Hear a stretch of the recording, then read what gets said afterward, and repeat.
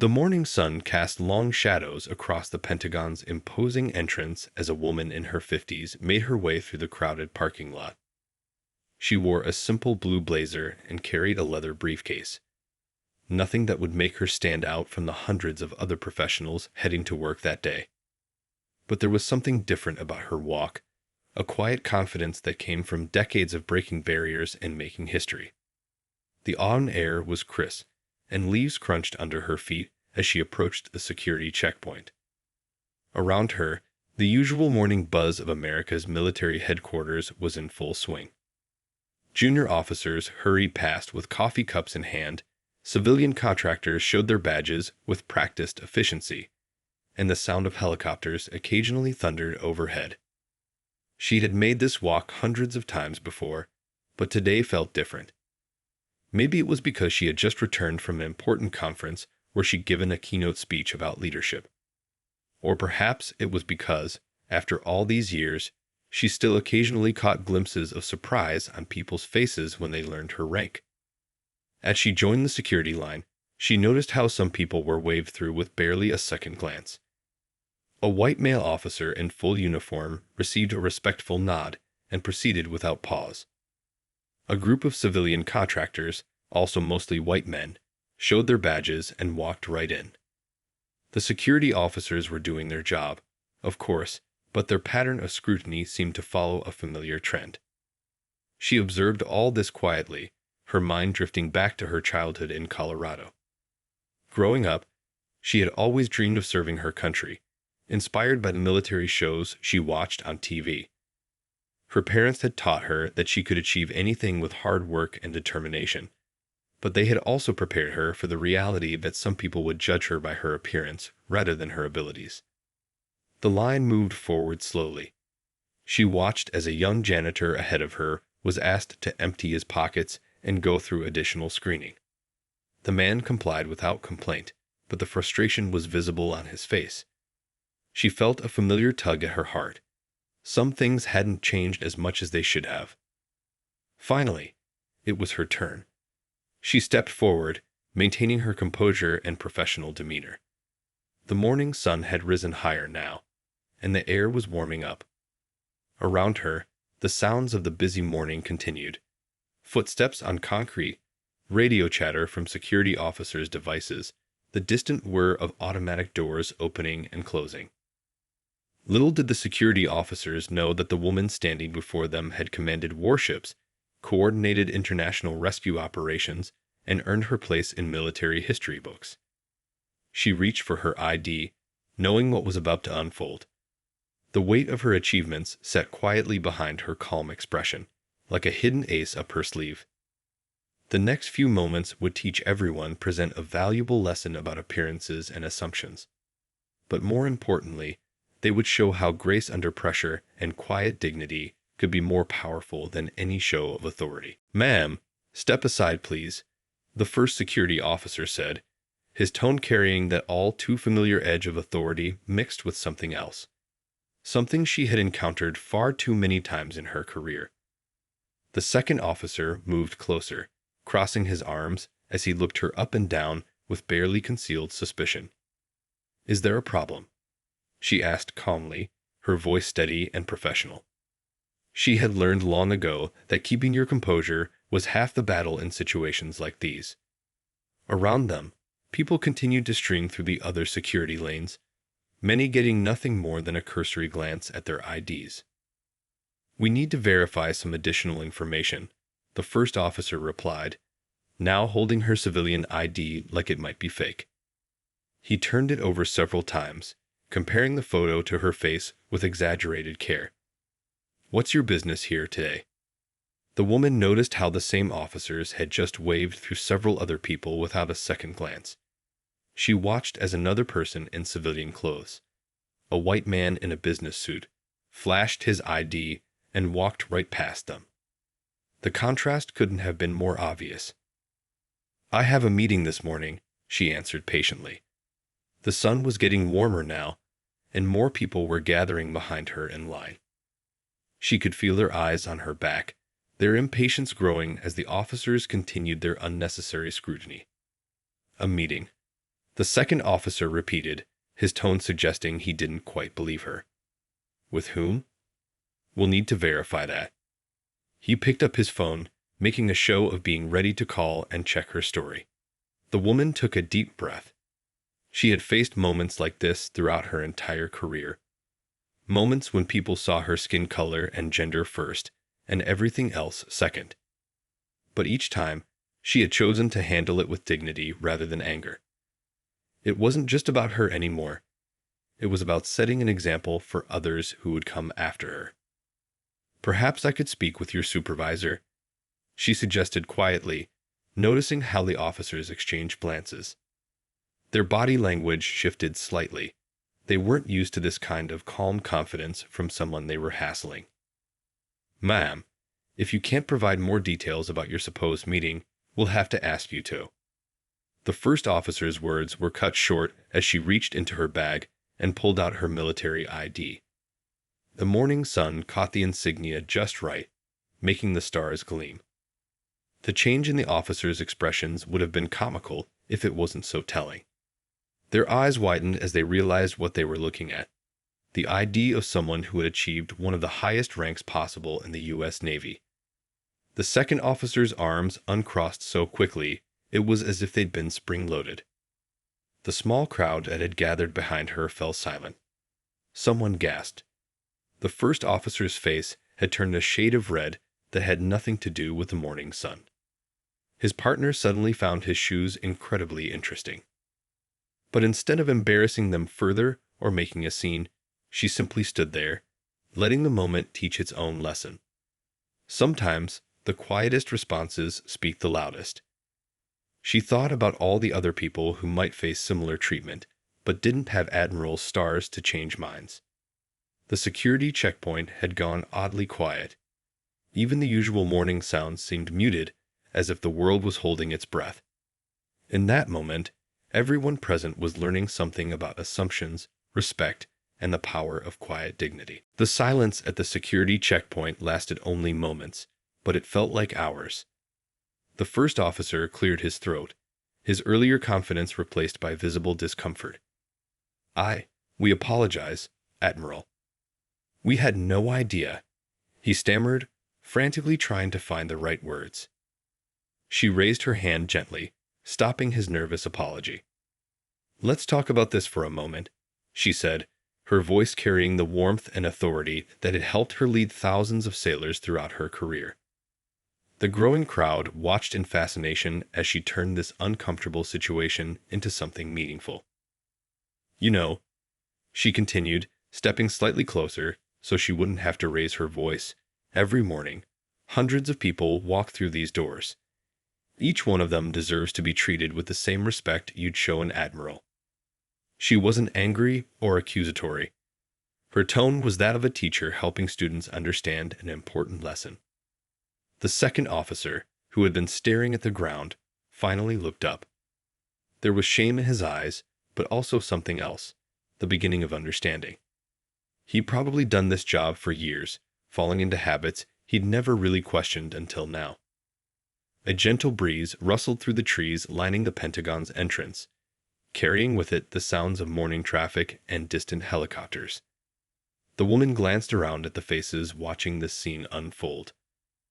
There were young officers, civilian workers, maintenance staff, people of all backgrounds who might have experienced similar treatment, but never had the chance to speak up. I've spent over 3 decades serving our country, she continued, her voice carrying naturally to everyone nearby. And in all those years, I've learned that our greatest strength isn't in our weapons or our technology. It's in how we treat each other. It's in recognizing the dignity and potential in every person who walks through these gates. The first officer straightened his uniform, looking more alert now. Yes, ma'am, he said, and this time there was genuine respect in his voice. Not because of her rank, but because of how she was handling this moment. Someone in the crowd started clapping slowly, and others joined in. The Admiral raised her hand again, gently discouraging the applause. This wasn't about embarrassing anyone or creating a spectacle. It was about turning an uncomfortable truth into an opportunity for growth. She took her ID back from the officer's still trembling hands and smiled warmly. "Maybe we could work together on making some changes here," she suggested. "I'd be happy to help develop some new training procedures for the security team. After all, true security comes from building trust with everyone who passes through these checkpoints." The supervisor, who had finally arrived after hearing about the commotion, looked both mortified and grateful. Here was one of the highest-ranking officers in the Navy, offering to help improve their procedures instead of filing a complaint. As she finally walked through the checkpoint, people moved aside respectfully. But it wasn't just her rank they were respecting now. It was the way she had handled the situation, turning what could have been an ugly confrontation into a moment of learning and growth. Behind her, she could hear the supervisor already talking to his team about immediate changes to their screening procedures. Sometimes, she thought, the best way to break down barriers isn't to crash through them, but to show people a better way forward. The elevator doors closed behind her as she headed up to her office, giving her a moment of quiet reflection. Her mind drifted back to where it all began, to that little girl sitting cross-legged in front of an old TV set in Colorado, watching a show about military academies with wide-eyed wonder. She remembered that evening clearly, how the golden sunset had painted her family's modest living room in warm colors as she announced to her parents, "I want to join the Navy." Her father had lowered his newspaper, exchanging a meaningful look with her mother. They knew it wouldn't be easy, but they never once told her she couldn't do it. The elevator hummed softly as it climbed floor by floor. She smiled, thinking about her first day at the Naval Academy. Walking through those historic gates in Annapolis, she had been one of only a handful of black women in her class.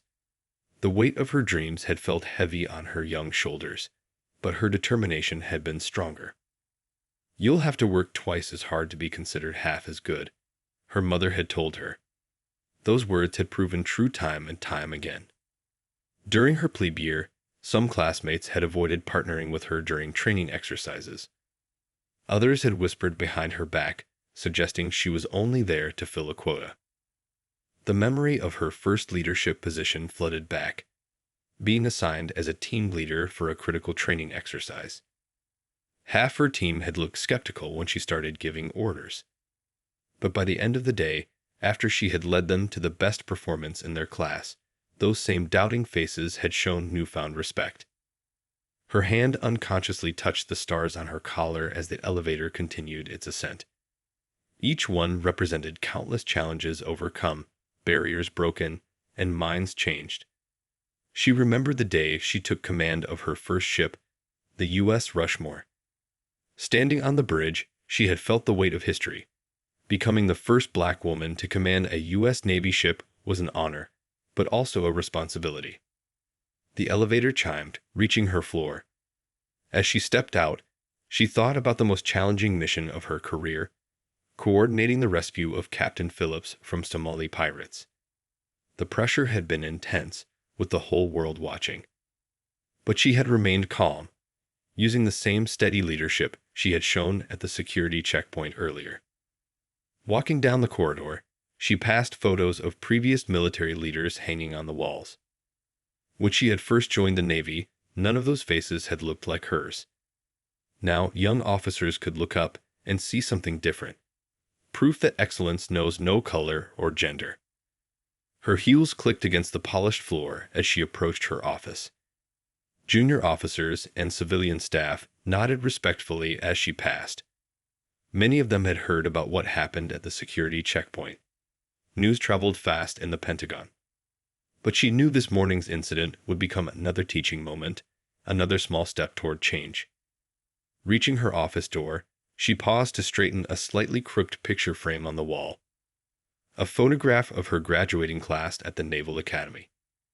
In the sea of faces, she could easily spot herself, young and determined. If only that young woman could see where her dreams would lead, how many doors she would open for others. As she settled into her chair and prepared for the day ahead, she thought about all the other little girls watching TV somewhere, dreaming big dreams.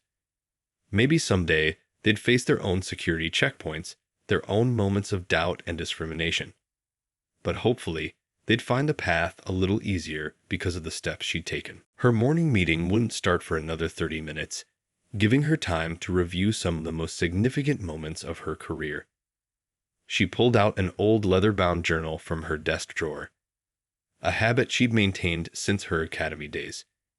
Each page told a story of triumph over adversity, of barriers broken and history made. She flipped to a dog-eared page marked with a faded blue ribbon.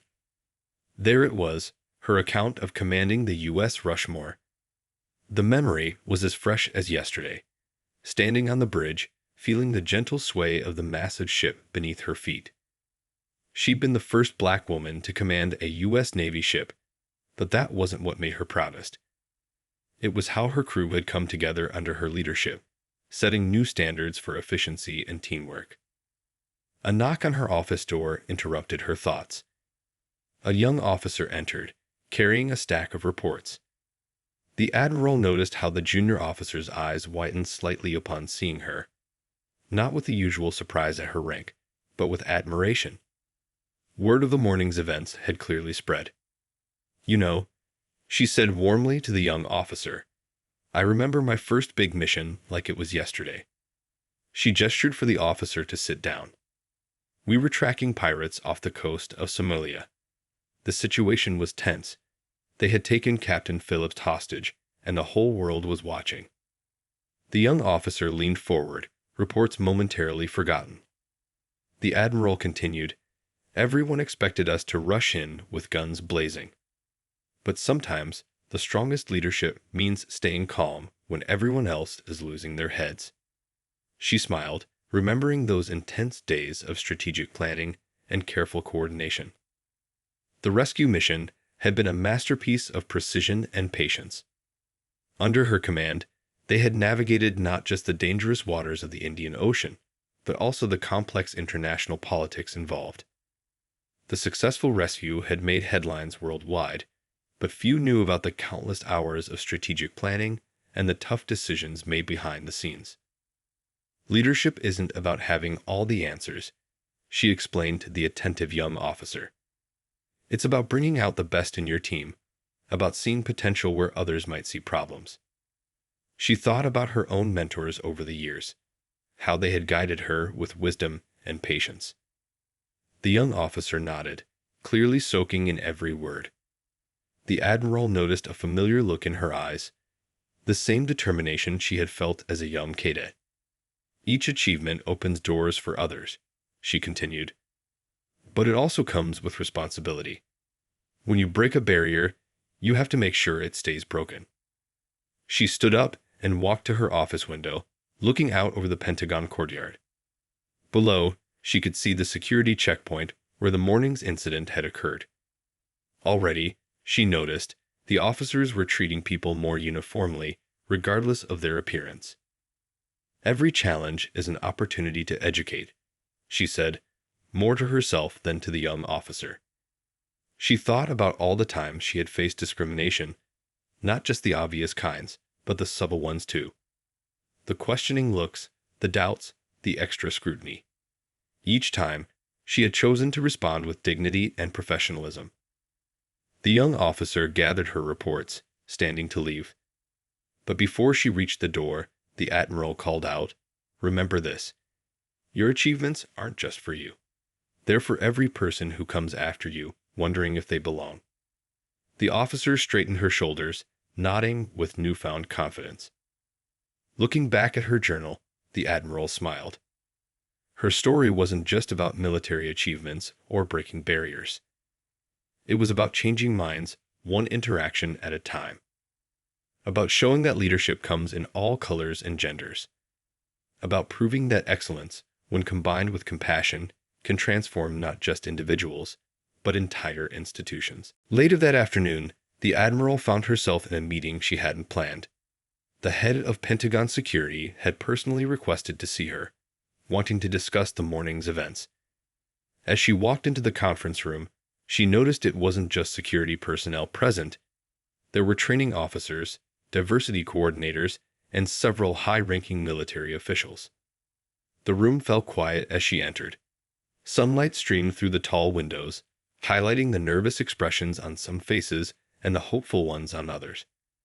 She took her seat at the table, remembering countless other rooms where she had been the only person who looked like her. "Admiral," the security chief began, his voice carrying a mix of respect and embarrassment. "We wanted to apologize again for this morning's incident. But more importantly, we'd like your help in making sure it never happens again." He paused, shuffling through some papers. "Your handling of the situation was remarkable."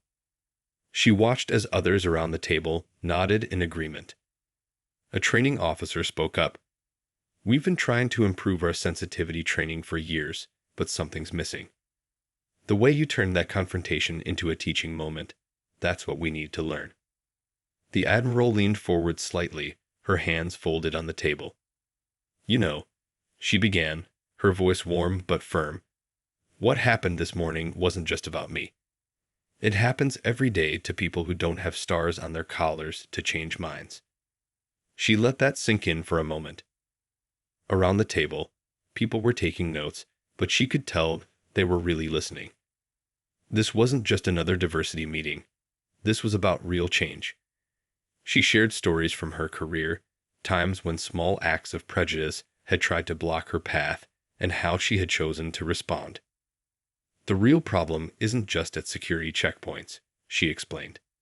"It's in the small moments, the everyday interactions where we decide who belongs and who doesn't."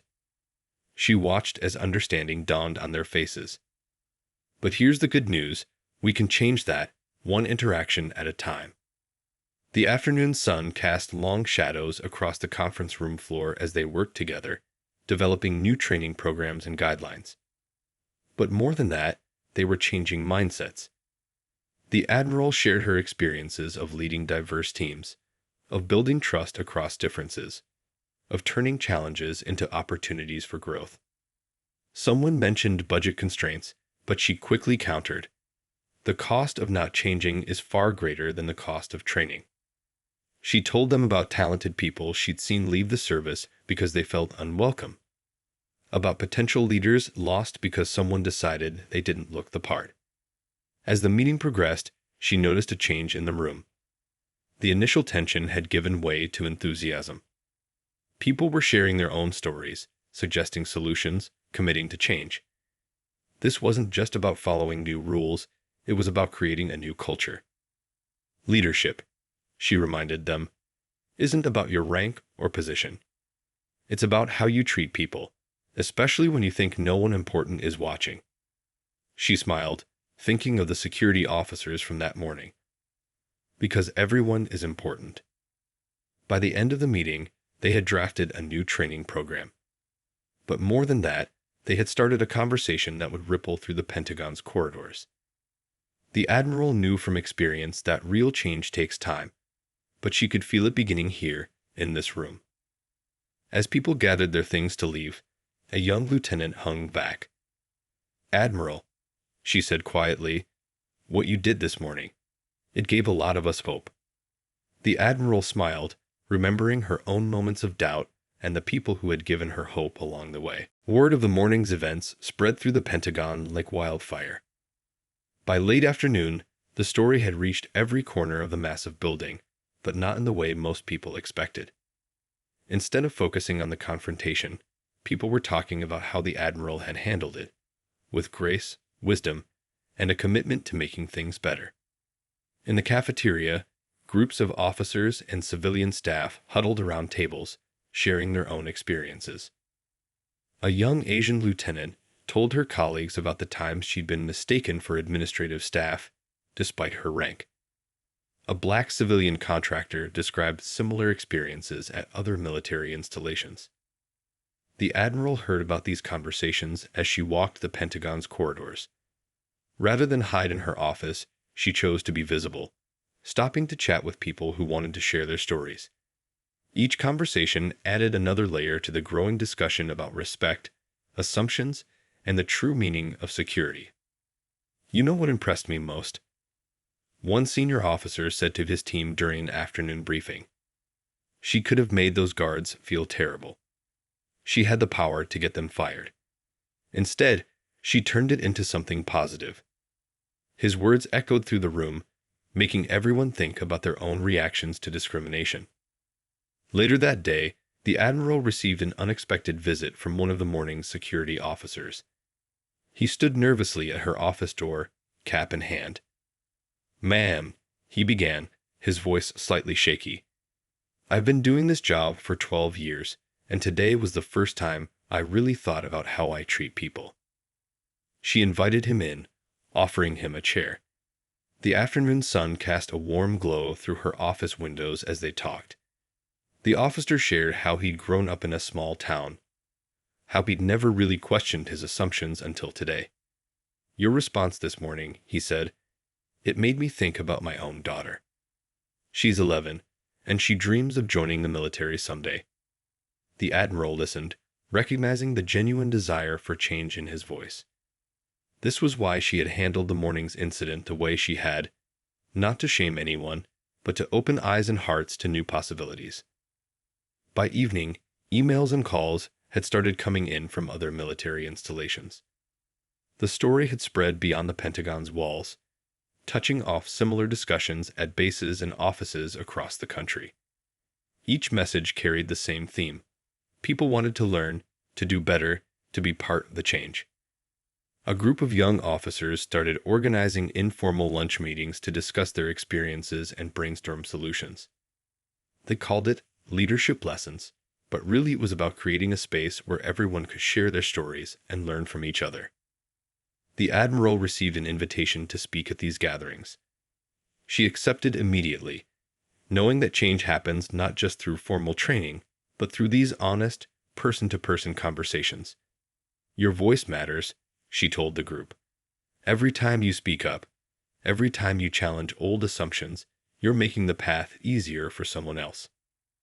As the day drew to a close, she stood at her office window, watching the sunset paint the sky in brilliant colors. On her desk lay a stack of messages from people across the military, young recruits, veteran officers, civilian staff, all inspired by how she had handled the morning's incident.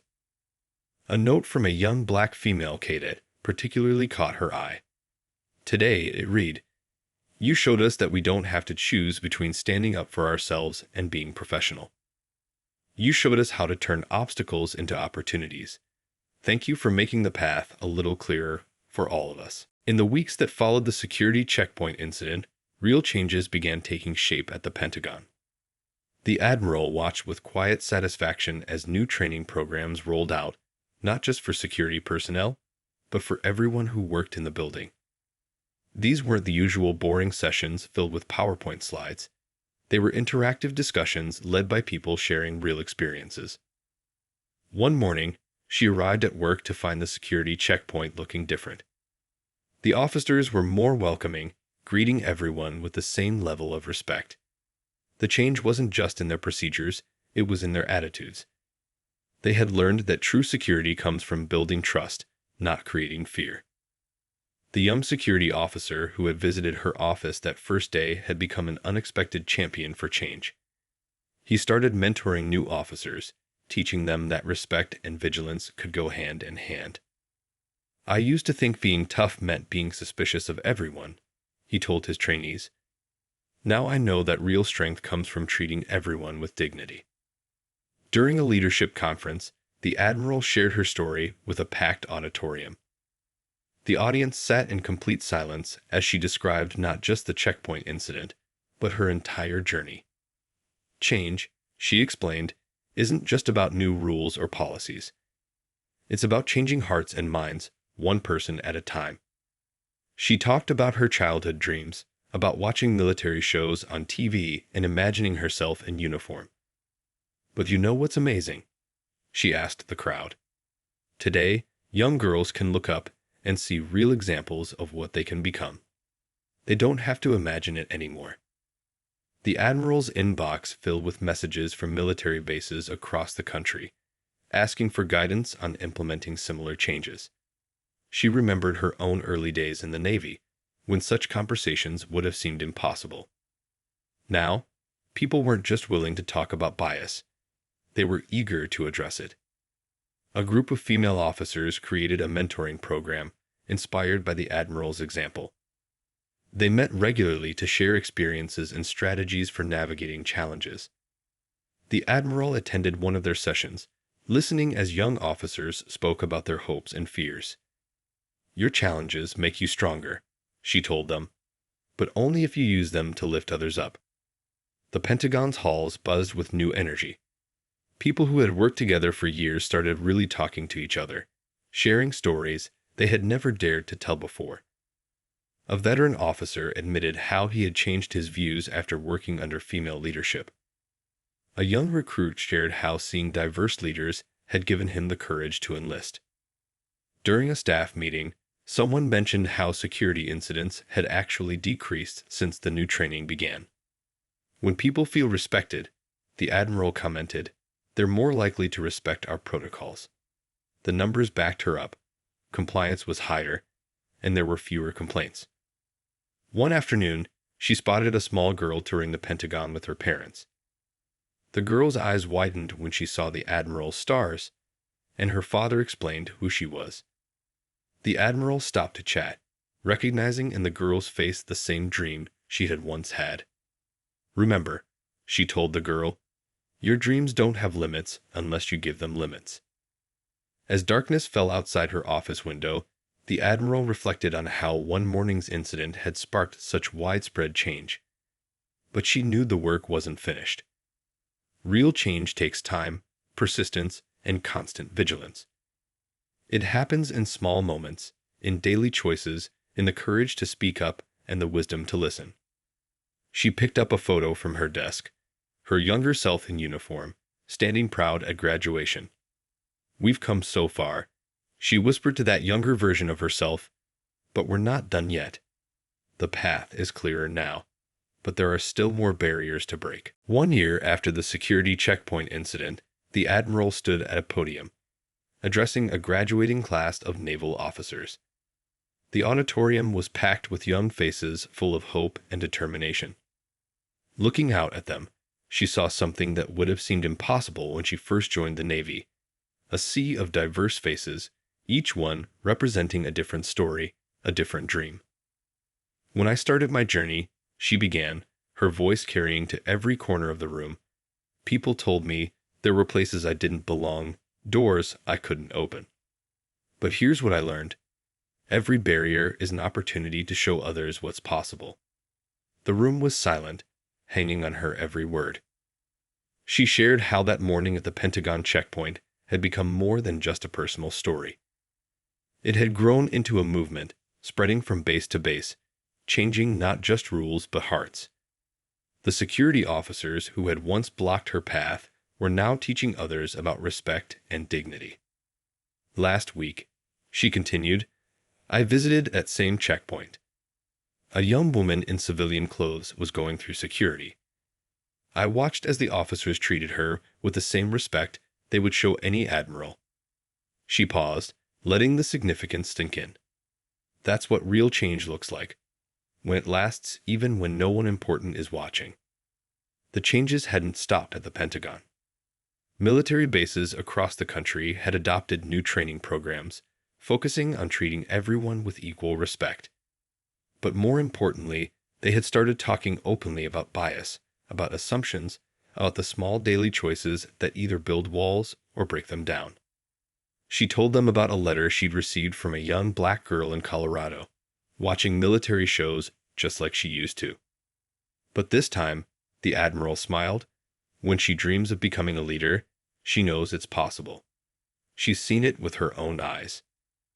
The afternoon sun streamed through the auditorium windows as she continued. "Your stars, your stripes, your badges, they're important.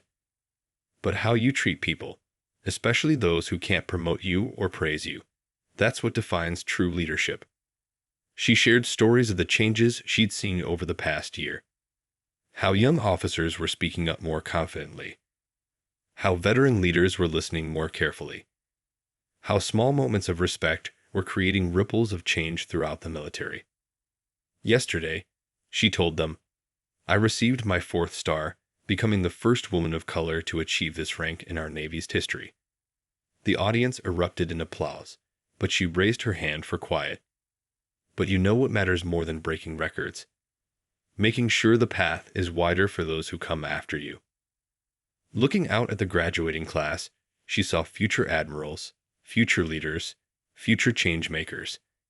Your generation, she said, her voice filled with hope, has the chance to build something extraordinary. Not just a military that's stronger or more efficient, but one that truly reflects the best of who we are as Americans. As she concluded her speech, she noticed tears in some eyes, determination in others. Remember this, she said softly. Every time you choose respect over prejudice, understanding over assumption, dignity over discrimination, you're not just changing one moment. You're changing the future. The standing ovation that followed wasn't just for her words. It was for every person who had ever faced a barrier and chosen to break it down not with anger, but with dignity. For every leader who had used their position to lift others up. For every small act of courage that had helped change a culture. As she left the stage, a young graduate approached her with tears in her eyes. "Ma'am," she said, "your story, it's not just your story anymore. It's our story now, and we promise to keep writing new chapters."